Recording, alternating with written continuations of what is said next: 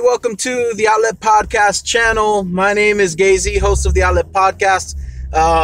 Go check me out on iTunes and Soundcloud, Stitcher Radio, Google Play Music, all these places to actually get podcasts. Go ahead and listen for free. Here on YouTube and on VidMe, I'm gonna try to patch this over to going on VidMe, but I actually do, what's it called? I actually do like vlogs here, and I like doing vlogs. I like actually talking and meeting people via live stream, because I think that's kind of cool. Give me 1 second. I'm gonna share to Twitter, and it might take me off of the thing. It might take me off the live Outlet Podcast. I'm tweeting it out. There you go. That's a problem. Let me share it again. I'm tweeting it out. Reconnecting. That's great. So, one of my favorite memes is from Sword Art Online, and it's this one that pops up. It's with one of my favorite characters, Lizbeth. She's my favorite character. She's like my favorite Sword Art character. I joke with my friend about Asuna, because I actually do like Asuna. I'm one of the few that like Asuna. I really loved Lizbeth, and I didn't know Sword Art was going to be a harem anime. It didn't occur to me. But once after the Lizbeth kind of arc, then I realized, oh, that's what they're trying to do. And I've never really watched a like a harem anime before. I've never really watched one. So the meme that showed up is the scene where Lizbeth and Kirito are falling, and she tells him, "I think I love you." To which the meme responds, "I love me too." And it was just those two panels. And it kind of sucked, and it kind of broke my heart, because I kind of realized at that moment there are different personalities in a harem style anime, and I wanted to know if those were true.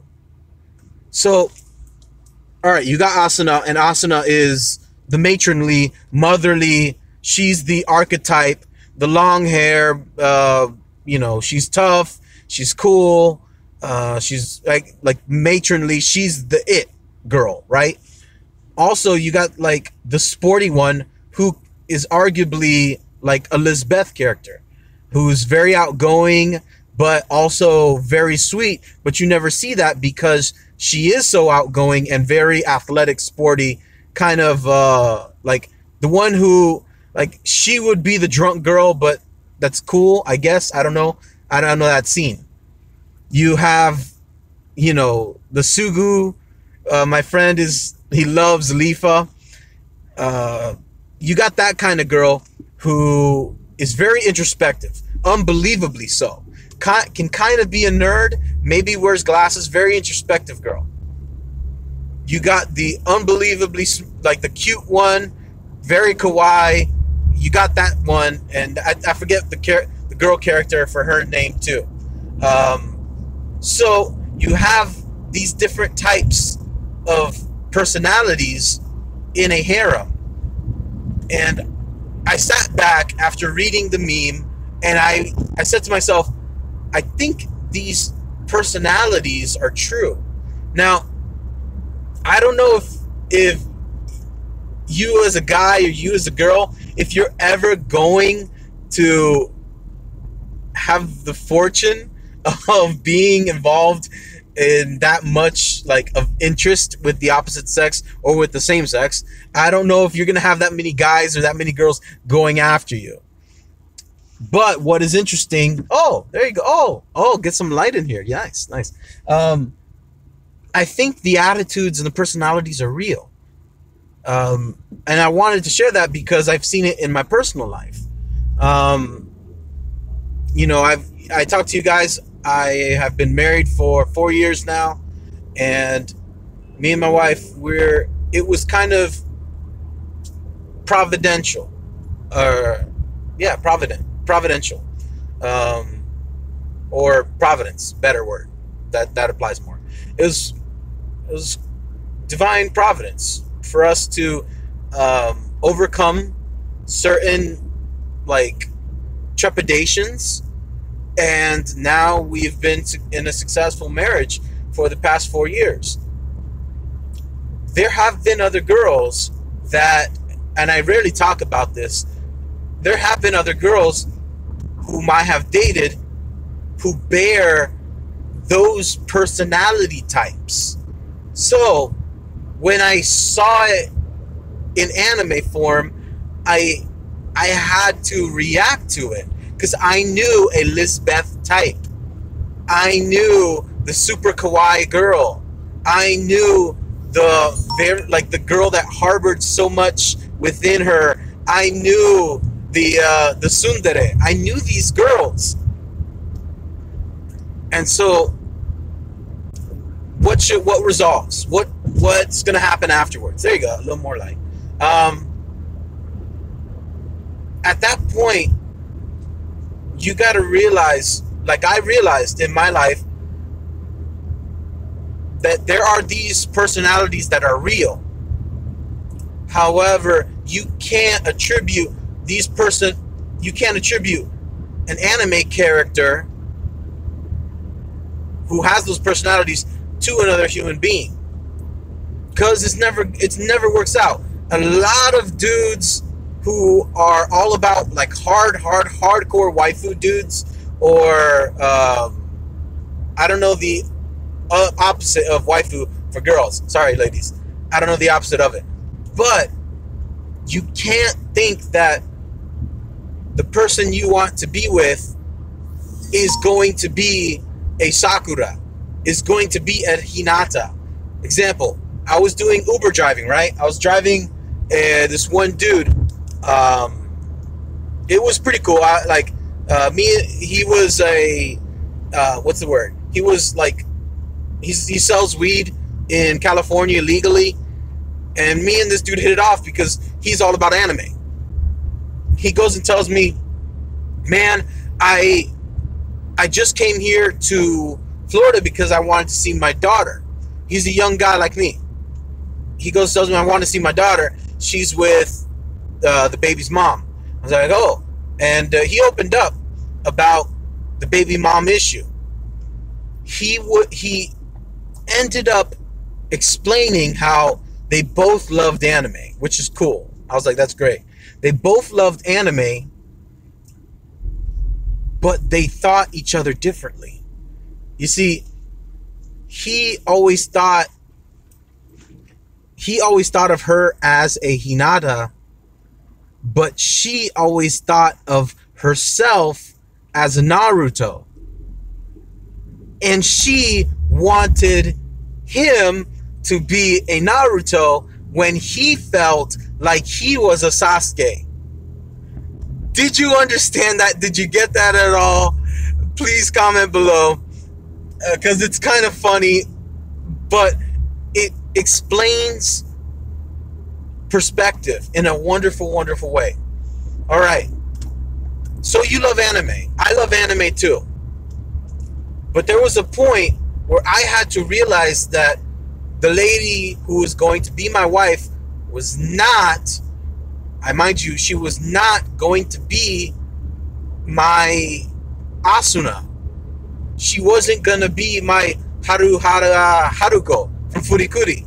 She was not going to be my Asuka Langley Soryu or my Rei Ayanami. She was not going to be, I'm a huge fan of Sakura and Naruto. She wasn't going to be Sakura. She wasn't going to be a character that had characteristics. She's a human being that, even though characteristics are universal, you can't attribute something that's fake. Well, you can't attribute something that's real within something fake to someone that is real and not fake. You see, there's more with anime characters, with characters in general, in harems. Rarely does the trope bleed into another trope. So that's what lacks the reality. Sometimes you will have the sporty girl who is very introspective, unbelievably so, when you would assume that the sporty girl is very carefree. That's not, you see, it's not always the case. So, are harem anime tropes real? I want to say yes. The characteristics are real, but they are limited for the sake of monetization. You know, I just finished a Bakuman. If you haven't watched it, I recommend it highly. My friend Josh, he's at McBrowncow, he talked about it. Go check Bakuman. Bakuman. It's a story about a young man who wants to be a great manga artist, and his trials and successes in achieving that. And along the way, there are peaks, so many peaks, so many plots, so many subplots. You will love it. I loved it. I think you will love it. Since my friend recommended this show to me, so I started to watch it. And to limit, like, I knew who was who, and they do that in anime. They want to limit what character has what types, because then you can say, oh, I like this type.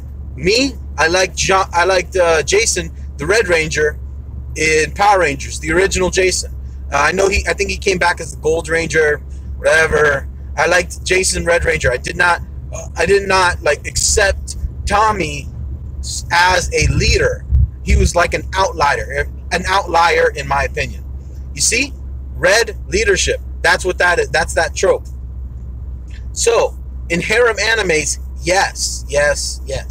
In harem animes, you can have stereotypes or you can have characteristics or tropes that bleed into real life. However, the girl that you like that's sitting at the desk next to you, or she's in the other office cubicle, you know, or she's on the other part of the campus, that girl is more complex. And even though some things might resonate, it doesn't mean it's completely true. And if you want to talk about truth, we can go into it. But these are some thoughts that I had